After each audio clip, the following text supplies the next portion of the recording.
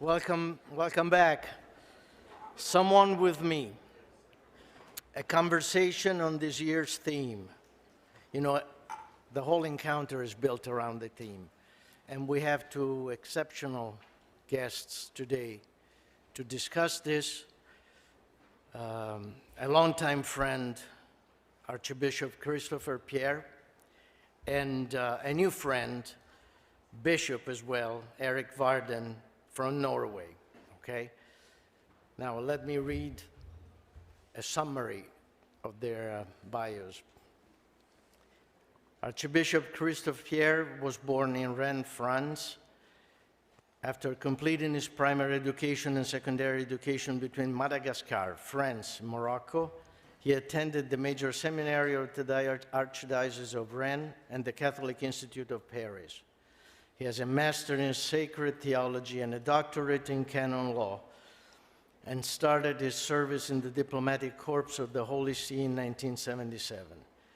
An infinite number of appointments followed, from New Zealand to the islands of the Pacific Ocean, to Mozambique, Zimbabwe, Cuba, Brazil, the permanent mission of the Holy See to the United Nations in Switzerland.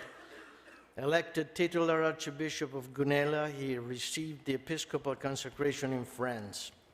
Archbishop Pierre has been Apostolic Nuncio in Haiti, the papal representative to Uganda, Apostolic Nuncio to Mexico, and now Apostolic Nuncio of the United States. And that's a lot. So I don't know what I'm doing here on this stage, but... Erik Varden is younger, so I can compete. He was born in Norway in 1974. He spent 10 years at Cambridge, earning a doctorate in historical theology. In 2002, he joined Mount St. Bernard Abbey, home to a community of Trappist monks. And during 3 years spent in Rome, he taught Christian anthropology, Gregorian chant, Syriac at the Pontifical Athenaeum of St. Anselmo. He has been the superior of his community from 2013. In 2019, Pope Francis appointed him Bishop of Trondheim. Among his books are The Shattering of Loneliness, which I have read, The Entering of Twofold Mystery. I left out milking cows and brewing beer, but as a true Trappist, that's also part of his life.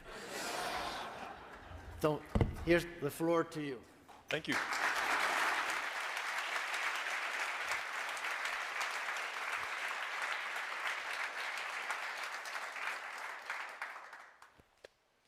I suddenly realized that I could have been the father of this young man. But he does not look like me.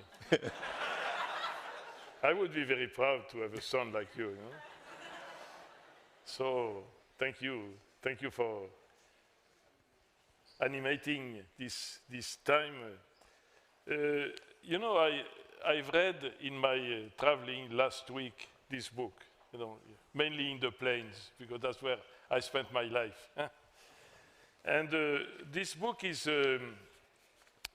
called The Shattering of Loneliness. For a man, for a person who is not familiar with the English language, you know, I had to go and open my dictionary to see what is the shattering of loneliness.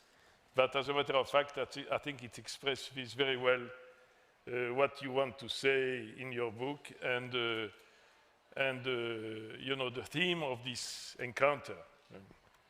You know, this Bishop Erik Varden is a monk. It's interesting, you know, to have an encounter with a monk after the whole story of the metaverse. So, may I say, we go from the virtual to the real. Unless the life of a monk is also kind of a virtual life, but you will tell us what it is all about, you know? But on the other side, you know, what we presented, and which is quite puzzling in a way, and very interesting before, you know, the metaverse, the social communication, and the new way of communicating today is really the real world. It's a world where we live. So what is a monk, which, comes from a tradition, is basically, I think, the tradition of monastic life come back to Jesus Christ, mainly, Saint Benedict and so forth. What is and then, of course, this man, like myself, his vocation was a Trappist monk. I don't know if you know the Trappist. Maybe you could explain to the audience today what is also a Trappist monk. He's a kind of special kind of monks, And he became even the abbot of a monastery in England, you will tell us. But then the Holy Father called you to become the Bishop of Trondheim, which is one of the most ancient bishopric, of the world, in Norway. And now you have, I think, 2 or 3 priests in your diocese, or maybe a bit more, and 18,000 Catholics. But, a huge territory. It looks a little bit like Alaska, where, for the moment there is no bishop in Fairbanks. And my job is to try to find a bishop for that. Maybe you could go to Alaska, Fairbanks. He's accustomed to that, But no, don't worry, because I'm lower than the Pope, so I have no power to. So, first and foremost, tell us who you are as a monk and as a bishop monk, and what is a Trappist, by the way? Because I think it's good to hear that from that. You have a good reference. You call Thomas Merton was also a Trappist. In the monastery of Gethsemane in Louisville, Louisville, as they say in America. And tell us a little bit of your story first. Well, to answer the question, what is a Trappist?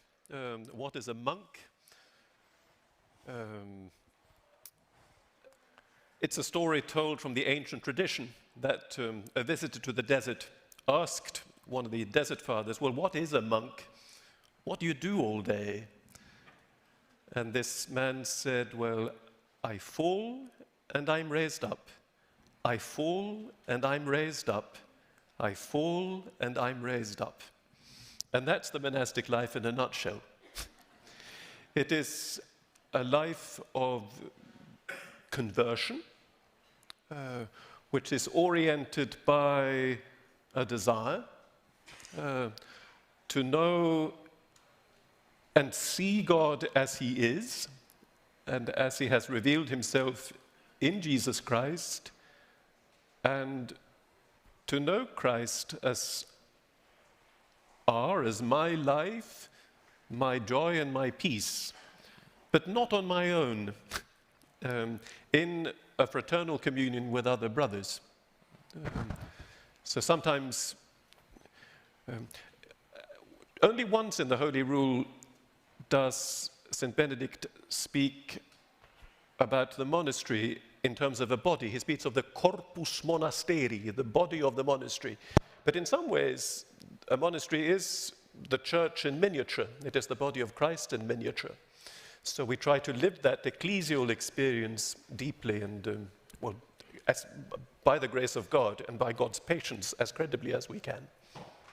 Well, the monks, they don't speak they always speak in a useful way. I remember when I was a child, I used to go to frequent actually, one day I wanted also to become a Trappist monk, but it did not happen. And that was a monastery in Brittany, in Timaduc. And I was fascinated by the fact that the monks at that time, I don't know if it continues like that, but the Trappists did not speak. They spoke like, the people who did not, by signs. Yeah? And they always spoke to their superior, but they used the sign all the time. So they spoke, but in a different way. But the problem is that you wanted to, as you said, and I think it would be good because it would help us to understand what you have written in this book, The Shattering of Loneliness. Your life is a life of conversion, a life of the second things. What was the second point? Well, it's a life of service and primarily a life of worship. A life of worship, and a life prayer. of encounter with Christ. And I would like to question you about that, because this is what you are talking about. And then a life of community. You are the church. And I think in some way we have all the ingredients of what a Christian life is all about. And ultimately, I mean, a monk doesn't pretend to be anything special. A monk or a nun is simply a Christian who tries to live a coherent Christian life and experiences worked out this form of life which provides certain props and a tremendous inherited wisdom that can be a help to realize that purpose. In the introduction of your book, and I recommend you to read the book, it's very, it's a kind of, when you read this book, you are accompanied by a monk who helps you precisely, to discover your own reality, your own life, And in the introduction, you actually give your life story. I would like to take a few points. You as a child, you recall that you had a kind of sudden encounter with suffering. And tell us about that, because I think it's quite important, because it was the beginning of a new life, and you were about 10 at that time. Yeah. Well, I mean, I think it was a kind of experience that most of us would have had when, you're a child, you live your fairly carefree life. I mean, I had a very happy childhood. And then suddenly you realize that the world isn't as it should be. And in my case, my father was a country vet, and he'd been out just doing the round of sick animals as normal, and we were gathered around the lunch table, and I was about 10, as you said, and he told us about one of the encounters he'd had that day. He'd gone to a farmer who had a cow that needed treatment, and the farmer had been out in the fields making hay. And because it was a hot day, he'd taken his shirt off, and so he came shirtless to greet my father. He was no longer a young man, and my father could see the scars of lashes on his back. And he told me, or told us, that this man had been in captivity during the war and had been very savagely treated, and still bore the marks of that savage treatment on his body. And that was the extent of the story, really. It was just factual information. But it sort of cut me to the quick, because, I mean, one encounters warfare on the news, even as a child. You see terrible images on television as a child, even in the 1980s, even though it was much worse now. But it was the first time I'd realized, as it were, the presence of the mystery of evil and suffering in my vicinity. I didn't personally know this farmer, but I could know him. I mean, I could accompany my father next time he went there. And that pierced something in me. And even as a child, I felt a strong desire to try and understand what this was about. Is there a way of making sense of something which is senseless, which suffering is, which pain is? And in that respect, I think it's true to say that my journey of searching began at that point. Making sense of what is senseless. Or at least of what seems senseless. Seems senseless. Yep. We do not understand. I think it's, when I read that, I was amazed, because I said, did it happen in my own life? And I think it did. But maybe I didn't, I need to remember that and to measure what has been my life from these quieted events. And I think you said it very well. It's at some stage, there was something which was a new beginning. The mystery of evil means the mystery of the reality. The reality is not all beautiful. and it hits us, and then maybe it's the beginning of a search. And I think your whole life has been this kind of search. And I think just to pick up that point from earlier about the monastic life as well, because and to carry on from the very interesting discussion earlier, you know, one of the things that happens when you join the monastery is that you go into this universe where you're entirely freely cut off from a lot of stimuli. You know, you don't watch TV, you don't listen to the radio much. I mean, now the internet belongs in monastic life as everywhere, but one tries to use it with caution, and in the novitiate, probably not at all. So you're used to being bombarded by images, stimulus, influence, and suddenly you find yourself with nothing. And that can be extremely bewildering. And for some people, that bewilderment is more than they can bear. But what you find, if you stick with it, is that as the stimuli from outside reduces, lots of things start surging from within, and you start realizing all the baggage you're carrying, both of good things and of not so good things, of happy things you've experienced, of painful things, of beautiful things you've seen, of ugly things you've seen. And what's interesting is that you realize you remember much more than you thought. And you start realizing the importance of actually taking care about what I consume in terms of stimulus and imagery, because it stays there. And you also begin to encounter your own poverty as a human being.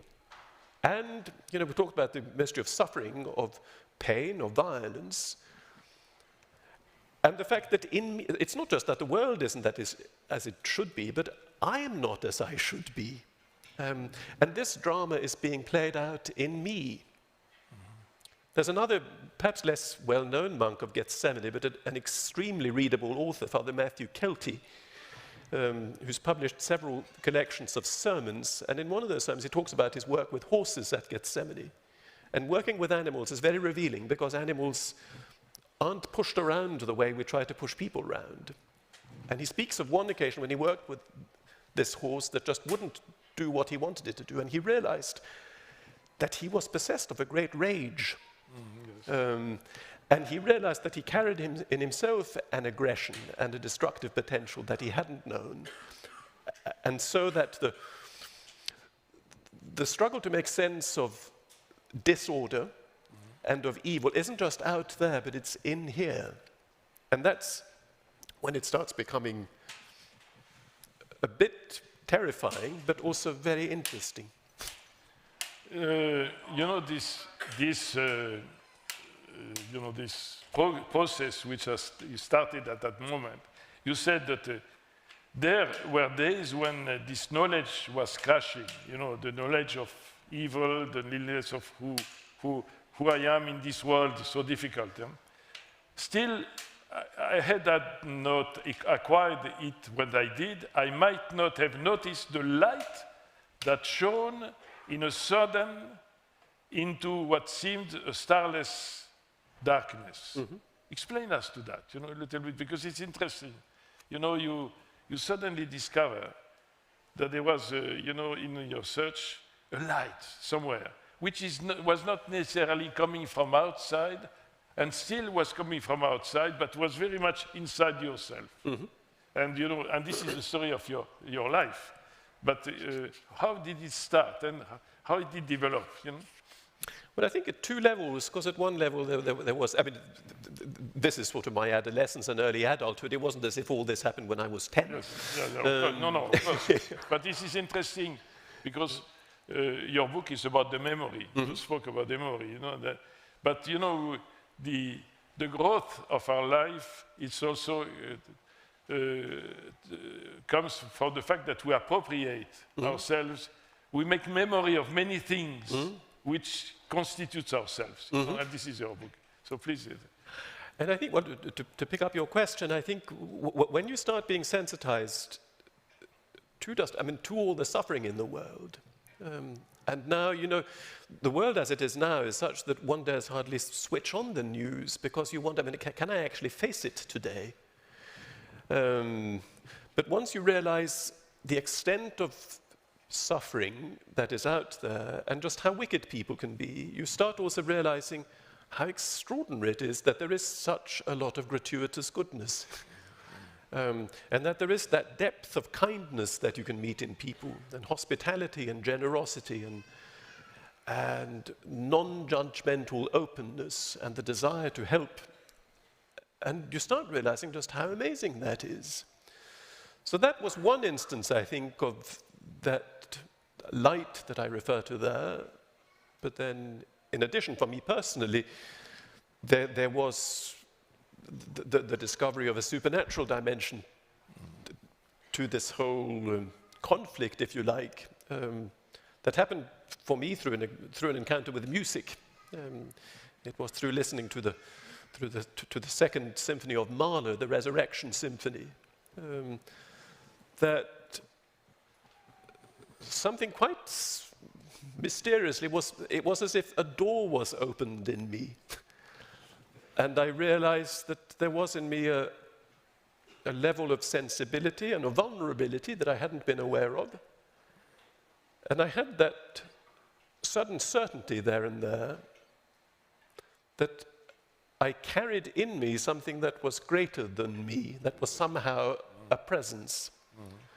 And I had that experience listening to the music, and I thought, well, it'll be interesting to reflect on this when it stopped.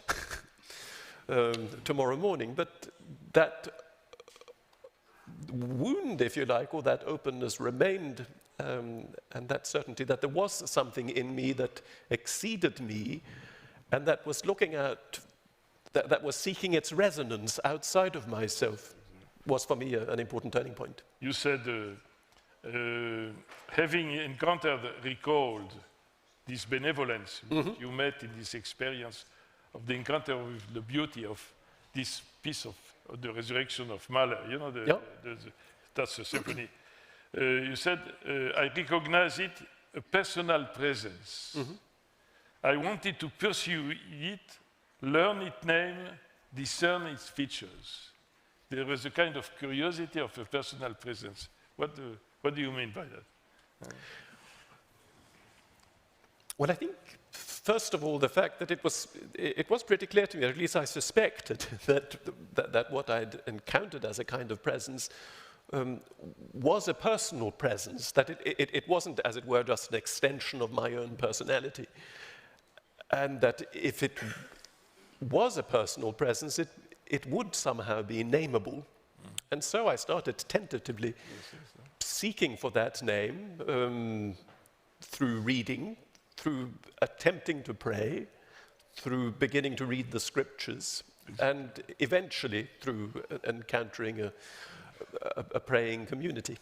You know, when I was reading that, I was also thinking about the experience of Giussani, you know, at some stage when, you know, he said the encounter with a presence, you know, which you were actually confronted with, and you started. You read a number of poets, but also the scriptures, and you say, you know, it was as if they spoke of familiar things, called to mind forgotten memories. In this way, the Christian proposition, you know, I think in the percourse of Giussani, we speak about the Christian proposition at some stage, you know, after the religious sense, you know. And the Christian propositions dawn on me from within, resonant with the vibrations of my mind and soul, even of my body. It means that at some stage there was come a desire for you, which was confronted with an encounter. Yes, and I mean, theologically speaking, one could make sense of this quite easily, and the conference began yesterday with that beautiful reading by a text from Pope Benedict referring to the iconic nature of human beings, the fact that we are created in the image of God. And if we take that a little bit seriously, it's quite natural that we should carry in our being, including in our physical being, in ourselves at the most embodied level, a yearning for God and a dimension of ourselves that calls out for God implicitly, simply by way of being. The poet Rainer Maria Rilke refers, I think, a wonderful phrase to the rumors of God that rush through the fevered blood of human beings. And so that there is a way of making sense of that desire, the desire for comfort, the desire to be known, to be seen, to be loved, the desire for infinity that we carry in ourselves, that all those stupendous aspirations are in fact true aspirations that correspond to a real object that by grace is within reach and that reaches out to us. That's the great mystery. You know that there are beautiful sentences, I cannot avoid to quote them because I think they resonate in me and I hope they will resonate in you, When the space within which my search unfolded was the Catholic Church. It happens, I observed it first from a distance, attracted by its long, uninterrupted history. When I stepped inside, I found it a warm and hospitable space in which I was at ease. It's interesting, I had discovered another environment that embraced my contradictions without compromising truth. I could stare and purify both my grief and my desire. Mm-hmm. When I realized the scope of sacramental action, that's fantastic, by which all that is in heaven and on earth is drawn into a single moment, the sense of things held in the hands of a broken human being to be broken, yet holding, healing whole, I knew I had come home. Mm-hmm. That's your story? It is the story, it's a story that's an ongoing story. That's very beautiful.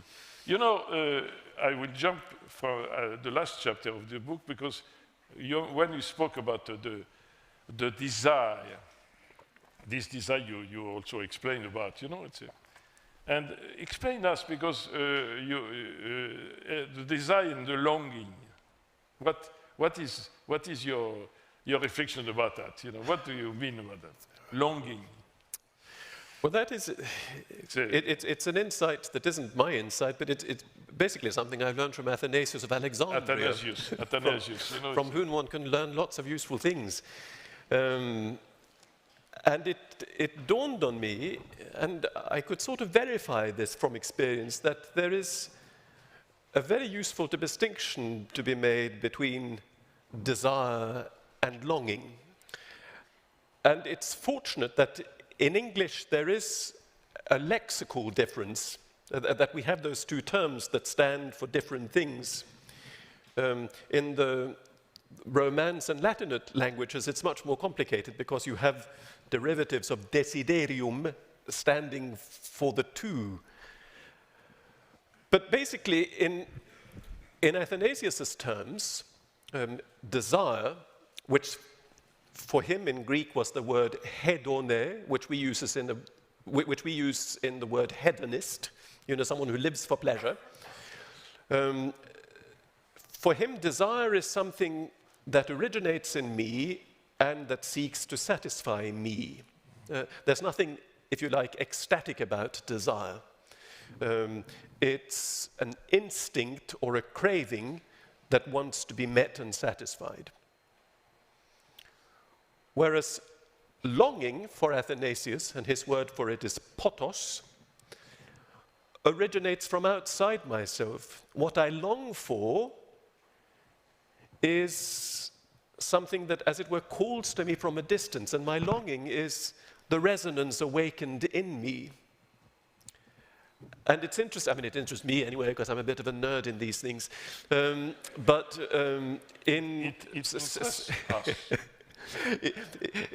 older English usage, you didn't use the verb too long with yourself as the subject, but the phrase would be, it longeth me.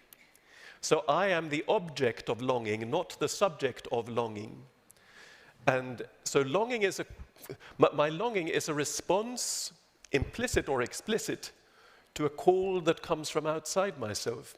And I think once we've made that categorical distinction in our minds, it helps to make sense of lots of things. Well, is it not something which is very important, especially in our world today where, you know, we are enclosed on ourselves. Mm-hmm. The world has make a kind of wall, like the wall between the United States and Mexico. You know, the dream of the Americans to have a wall between the two countries. You know? Mm-hmm. We have a wall so that we can see behind the wall. Mm-hmm. But you know, I think it's so important that we should deepen that. And I've seen as reading in the works of Giussani, I think there is a permanent reflections about that. You know, my desire and my longing, and Saint Athanasius, you reflect about that, tells us that it's constitutive of our humanity. Absolutely. This longing, which is very interesting. So the longing is not something which comes from above and which takes over us, but it corresponds to the deep aspiration of the human. Mm-hmm. But the aspiration is not just the aspiration of a dream, of something which could not happen. It's not just an utopia. Mm-hmm. It's something which is part of us, but it needs to be recognized in order to exist in us. And precisely as you said, I think that's really important, that it is constitutional. And that's where there's a very striking resonance of the Athanasian insight in the poetry of Rilke, who says at one point, "Ich weiß, dass ich aus Sehnsucht bin." You all understand. So I know that I am made of longing, that longing is my being. Yes. I think it's, which is an anthropological definition as good as any, I think. I think it's important. Now, explain us why our whole life would be to make memory of. What should we make memory of in order to exist and to grow and to correspond to our longing, the longing of our own being? Well, basically, if you accept the premise of what I said about longing just now, memory sort of slots into that, because I try to develop the theme of memory in this book not simply as the mental action of recalling something, of remembering where I put my keys, but that we're talking about memory in a much deeper and existential sense, the way Augustine would talk about memory as being one of the fundamental faculties of human being, that the faculty of memoria is that in me which vaguely remembers that I am made, that I am the result of a loving intention, and that I'm made to realize that intention. We're back to the iconic nature of man and what it actually feels like, how we experience the fact that we're made in the image of God. Because that's not just a theoretical notion for theologians. It speaks a great truth about ourselves. So that, I think, is the fundamental challenge of practicing remembrance, is to recognize that deep remembrance in myself, that my origin is purposeful, and that I'm greater than myself. But then comes as I try to make sense of that, there's the further aspect of remembrance, of simply of remembering myself into a story. And it's the great pedagogy of the Judeo-Christian tradition. We're about to enter Lent next week. We will reread the Exodus narrative. And again and again and again, we will hear those solemn Mosaic exhortations. Remember, our father was a wandering Aramean. Remember, you were a slave in Egypt. Remember, you were fed in the wilderness. Remember, underneath were the everlasting arms.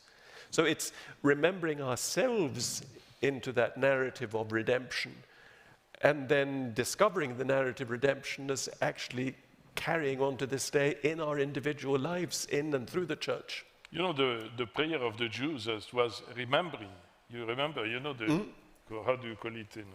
The Jews were repeating that 5 or 6 times a day, Remember, and basically we remember things which happened in my life, in our life, but in our history. We are part of an history. I mean, this story has as an origin God himself, And being Christians is to enter into this act of permanent remembrance. And also, and within the logic of a sacramental reality, which is, I mean, the church is a sacramental reality first and foremost. That remembrance is more than just notional and theoretical. When each day at Mass we hear those words, "Do this in memory of me," that isn't just, write down on a little yellow post-it note what this is about, but it's about making that remembrance our own. And I think we can verify from our experience that it is possible to enter into that remembrance in such a way that we can say in the first person, well, actually, I remember that. I remember that Christ is risen from the dead.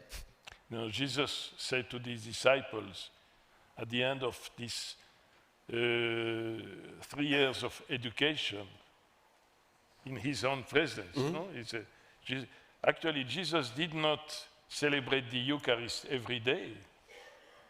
The only Eucharist which was celebrated, as far as I know, by Jesus was the last one, the Last Supper. The first one, the first 3 years was just a relationship with him, an encounter. And at the end of this encounter, Jesus sat at the table with his disciples and celebrated La Pascua. So you also had beautiful words about La Pascua. Maybe you could elaborate on that one. And celebrated the Eucharist. And he said, "Take it, come, eat. This is my body, this is my blood. And do it in memory of me."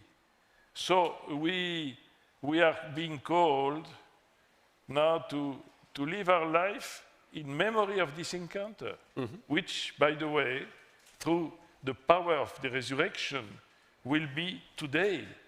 And I think this is a Christian life, And also the fact that remembrance it spells commitment on my part, because it's a remembrance of a covenant, and it's a covenantal remembrance. And as we know, even from political life, covenants are always bilateral. The unilateral covenants don't tend to go very far. So when I say, yes, I do remember, and I say amen to this remembrance, I also commit myself to realize that remembrance credibly in the way I live, and to try and live it out coherently and in a way that is life-giving. I would like to say that because, as you know, the Catholic Church in the United States, is entering into a process of Eucharistic renewal. And while reading what you were, especially the chapter on the Eucharist precisely, I think it would be good maybe to help that so that we know what we are speaking about. When we speak about Eucharistic renewal, a lot of we have seen that a lot of people do not believe in the real presence, of Christ in the Eucharist. So we try our best to help people to believe in the real presence. But how could people believe in the real presence if they have not been led to this personal encounter with Christ. And how, so what would be, I think it's a question mark I have, you know, in a secularized world as well, where basically a lot of people, especially young people, have been separated. Their life has been separated from the mystery of God's presence. I think we need really to make a strong effort of evangelization. This is what we are talking about, you know, as a preparation to the Eucharist. It's about living committedly within the covenant, isn't it? I mean, it always strikes me in the Byzantine liturgy. You know, you have the first part of the Eucharistic celebration, which is the liturgy of the catechumens with the readings and everything.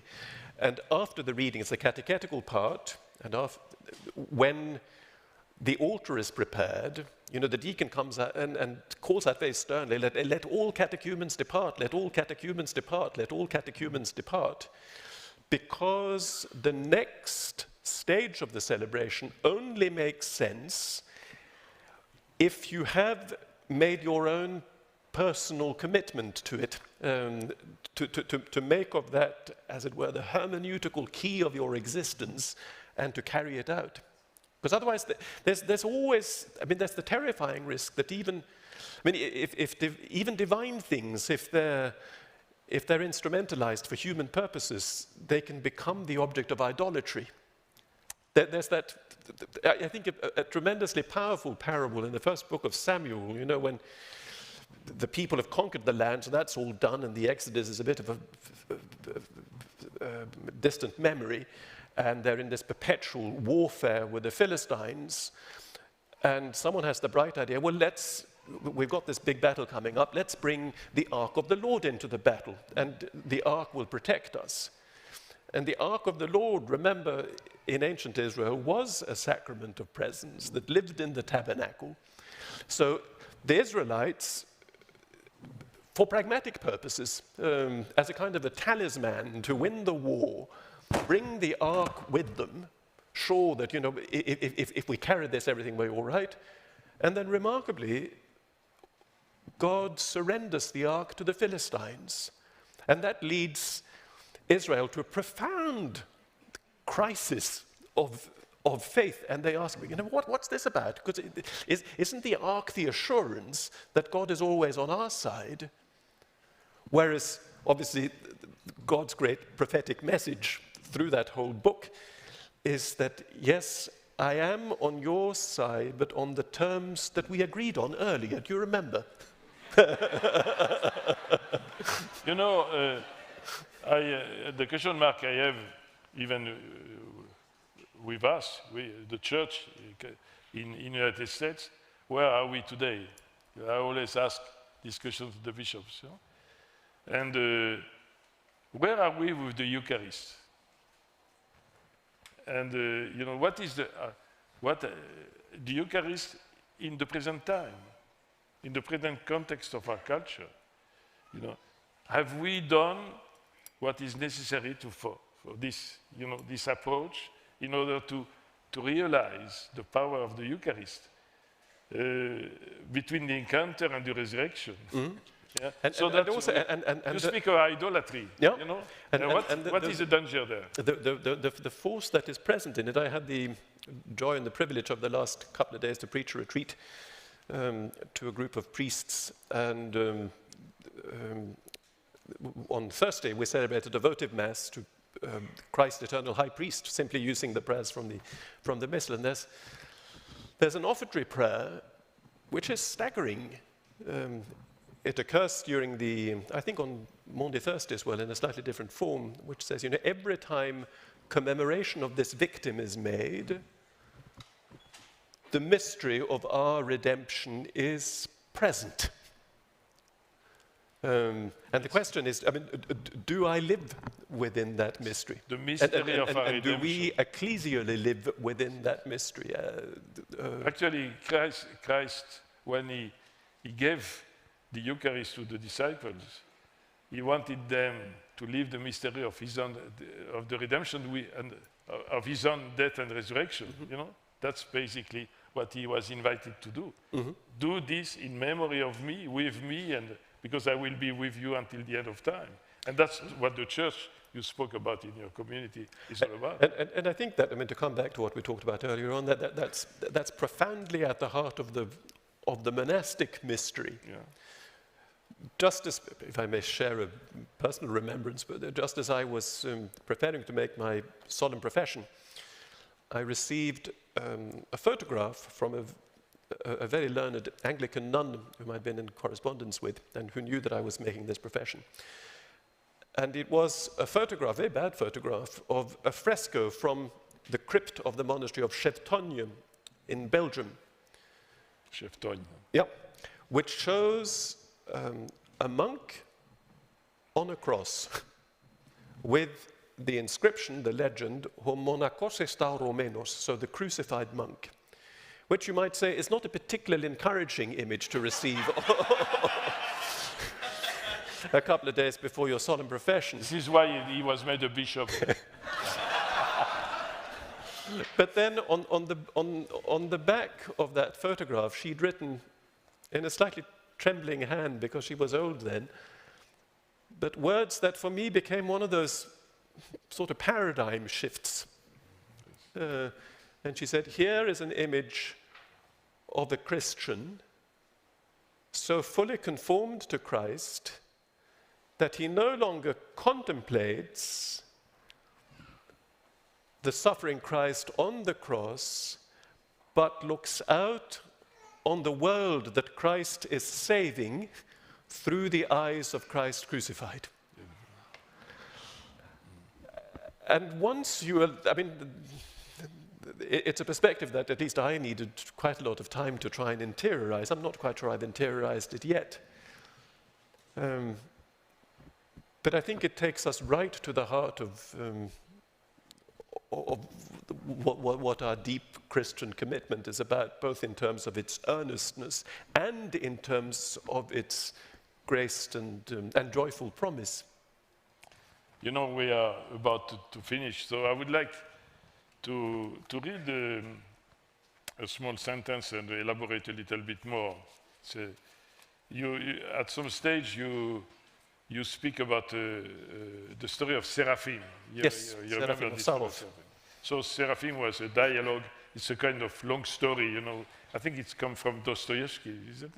No, I mean, he would have known it and used it. But yeah. So Seraphim shifts the perceived finality of the Christian condition from the realm of behavior to that of being. What for most Christians seems to be an end is in fact, he insists, but a means. An indispensable means, but a means all the same. The gospel offers more than a moral code. It proposes the transformation of the human person. You know why? You know, this sentence, for me, is a light for what happens in this country, and maybe also in our church, you know? That the tendency that we have to see our commitment in the church as a kind of moral commitment. And, you know, and this is a good one, by the way, you know, and then there is a kind of explanation about the story of the virgins, you know, five virgins. In fact, it's a remark that Seraphim makes by way of expounding that story, and I was fascinated earlier to find that story referred to and expanded in the context of cryptocurrency. Because it's exactly the same point. I mean, Seraphim didn't know about cryptocurrency because he died in 1853, I think. But his point is precisely that the really crucial thing isn't what is transactional, isn't what you can just go out and get from the shops, be it a shop that provides codes of conduct. They're important, but at the heart of Christ's call, because says Seraphim, and it's the answer to Motovilov's question, what is the Christian life about? And he says, well, it's about the acquisition of the Holy Spirit. That is, it is about living the very life of Christ. And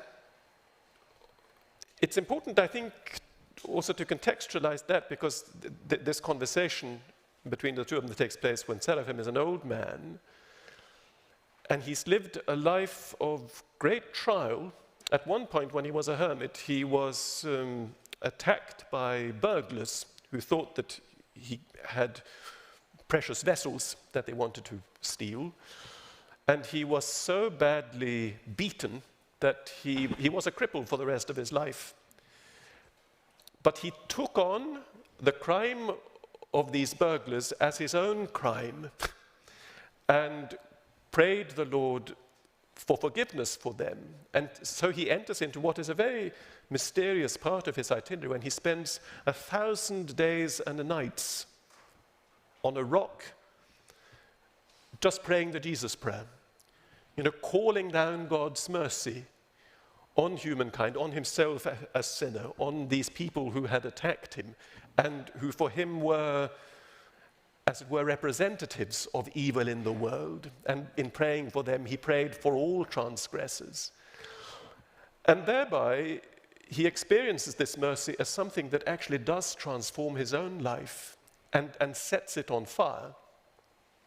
And that is what Motovilov experiences in this dialogue, that he actually sees Seraphim as light. And Seraphim says to us, well, we're not all called to that degree of singular and excessive experience, because that's the result of a very special call. But we're all called to enter into the life of Christ as our own Christ, so that we can pronounce that Pauline formula, not just as a pious sentiment, but as something that it's no longer I who live, but Christ who lives in me. And that presence of Christ will be perceptible as peace. Towards the end of his life, again, Seraphim said, if you acquire the spirit of peace, and remember, St. Paul says Christ is our peace, if you acquire the spirit of peace, thousands around you will find salvation. Because you will, in all your inadequacy, by the grace of God, be a pointer to Christ's gift and Christ's promise. Well, I was thinking about that in the context of our society and the context of our church, where at times, we are obsessed by doing things, achieving things, realizing, fixing, that's all the time. And what we have to fix up to do is very important, For example, all the evil of the society, we would like to resolve them, We would like to avoid abortion, we would like to avoid the strange things like gender theories and so forth, and we become fighters for that. Yeah? And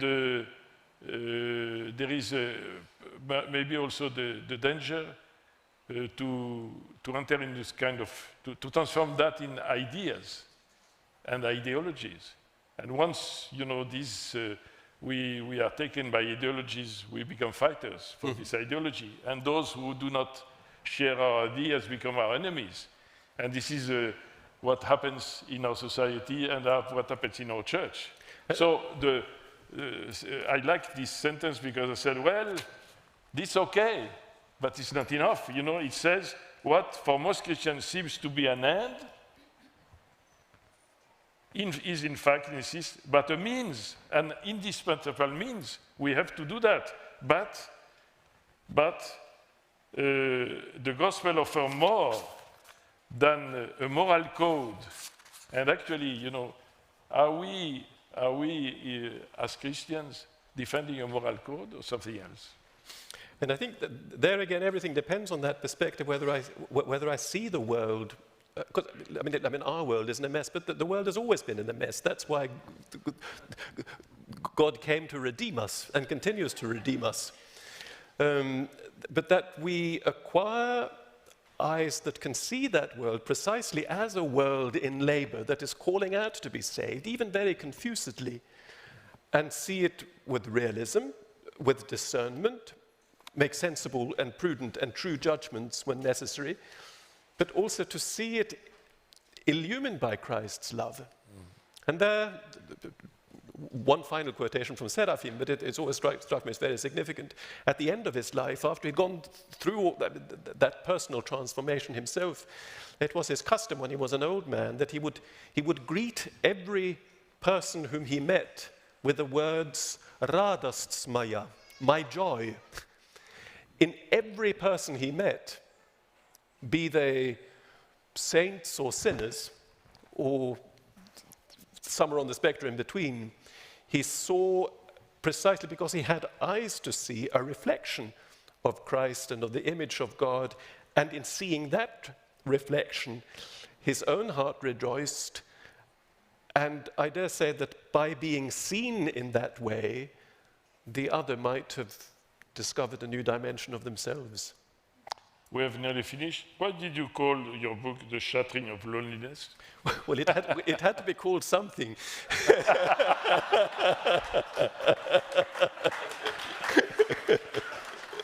But it's a good word, isn't it? Yeah. And I mean, the idea I had was of glass shattering. That, you know, you think you live in this goldfish bowl, which is your experience of loneliness, and then something happens and poof, and you realize that, no, there's actually a huge world out there, which is infinite. Actually, I think it's very meaningful. Thank you.